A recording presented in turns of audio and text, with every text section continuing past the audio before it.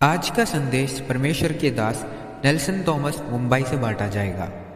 प्रार्थना के साथ सुनिए। परमेश्वर के नाम की स्तुति हो।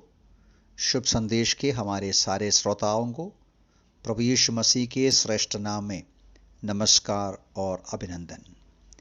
थोड़े समय का हमारा मनन के लिए आइए हम पढ़ेंगे मत्ती सुसमाचार उसका अध्याय 4 और पहला पद। Matthews gospel chapter 4 verse 1। तब आत्मा यीशु को जंगल में ले गया कि शैतान द्वारा उसकी परीक्षा हो।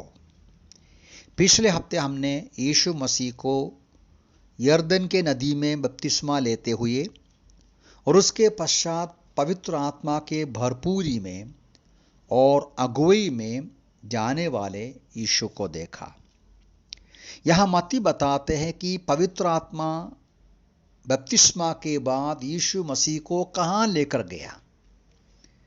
यहाँ पढ़ते हैं कि वो जंगल में ले गया कि शैतान द्वारा उसकी परीक्षा हो। नीचे के पदों में पढ़ते हैं 40 दिन और 40 रात उस परीक्षा का अवसर रहा और उसके अंतिम में 11 पद में पढ़ते हैं विजय के साथ उस परीक्षा का समय को पूरा किया। शैतान उसे छोड़कर चले गए और देखो स्वर्गदूत आकर उसकी सेवा टहल करने लगे। गहराई से विचार करने का एक घटना है यीशु की परीक्षा। बहुत सारी सच्चाइयां हैं, बहुत सारा सबक है। थोड़ी देर के लिए हम केवल 3 बातों पर विचार करेंगे। वो ये है कि इस परीक्षा का मतलब क्या है और इस परीक्षा का समय हमें क्या सिखाते हैं और यीशु मसीह की परीक्षा का उद्देश्य क्या है। परीक्षा जो शब्द यहां लिखा है उसका मूल शब्द में 2 विचार आते हैं। जांचना, परखना एक विचार है। परीक्षा हिंदी भाषा में भी ऐसा हम समझते हैं।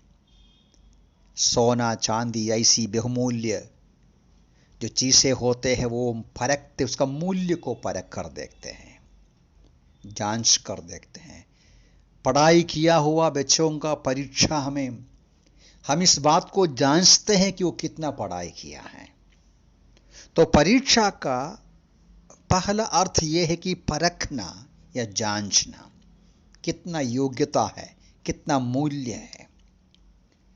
दूसरा विचार यह है कि गलती करने को, बुराई करने को प्रेरणा देना। ये दोनों यहां हम समझ सकते हैं। पवित्र आत्मा प्रभु यीशु मसीह को परीक्षा नहीं किया, पवित्र आत्मा अगुवाई दिया। पवित्र आत्मा ले गया कि जंगल में शैतान उसको परखे, शैतान उसको परमेश्वर के पिता के इच्छा के विरुद्ध में काम करने को प्रेरणा दे। परमेश्वर कभी भी किसी को पाप करने का प्रेरणा नहीं देते हैं। तो इसलिए 2 प्रकार इस बात को हमें समझना है। परीक्षा, परखना, जांचना, पाप के लिए प्रेरणा करना। और इस समय बहुत महत्वपूर्ण है। बपतिस्मा के तुरंत बाद परमेश्वर पिता की इच्छा पूरा करते हुए बपतिस्मा लेते हैं और परमेश्वर का प्रसन्नता को, उसका अनुमोदन करते हुए आकाशवाणी सुनाते हैं। पवित्र आत्मा कबूतर की नाई आते हैं, उसको प्रभावित करते हैं, बलवंत करते हैं। तो प्रभु यीशु मसीह अपना 30 साल का जो गुप्त जीवन के समाप्ति में एक ऊंचे स्तर में, एक ऊंचे लेवल में सबके सामने उनका अभिनंदन, अनुमोदन किया हुआ एक विजय का अवसर पर अगला कदम परीक्षा है।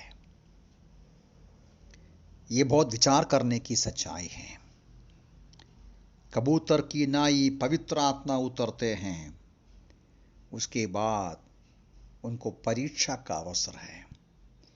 प्यारो, हमारे जीवन में भी इस बात को हमें समझना है।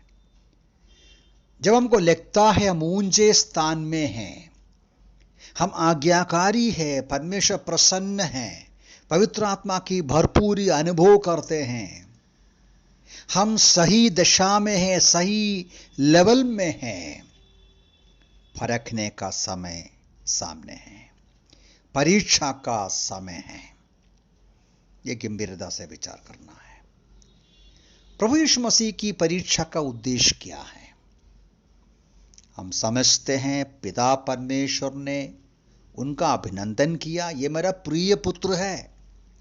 तो पिता परमेश्वर को यीशु मसीह को परखने का कोई जरूरत नहीं है। पिता ने ही कबूल किया, मेरा प्रिय पुत्र है, मैं अति प्रसन्न हूं। उतना भी नहीं, यीशु मसीह परमेश्वर स्वयं है, वो पाप नहीं कर सकता है, उसके अंदर कोई पाप नहीं है। वचन में सिखाते हैं कि वो पाप नहीं जाना, वो पाप कभी नहीं किया और उसमें पाप नहीं था। यीशु मसीह के अंदर पाप स्वभाव बिल्कुल है नहीं कि वो परीक्षा में गिरे या पाप करे। फिर परीक्षा की आवश्यकता क्या है? एक गहराई से विचार करना है। दो मुख्य उद्देश्य हम समझ सकते हैं। एक ये है हमारे साथ सहानुभूति करने के लिए। एक परिपूर्ण मनुष्य के रूप में हम जो कुछ सामना करते हैं, सब कुछ वो सामना किया, उसमें परीक्षा भी है। इसलिए इब्रानियों की पत्री में हम पढ़ते हैं 4 अध्याय में, वो सब बातों में हमारे ही समान परखा गया, फिर भी निष्पाप निकला। हमारा महायाजक, हमारा उद्धारकर्ता हमारे समानता में हो गया। वो एक बात है। आप और मैं जो सामना करते हैं परीक्षा का, वो सामना किया।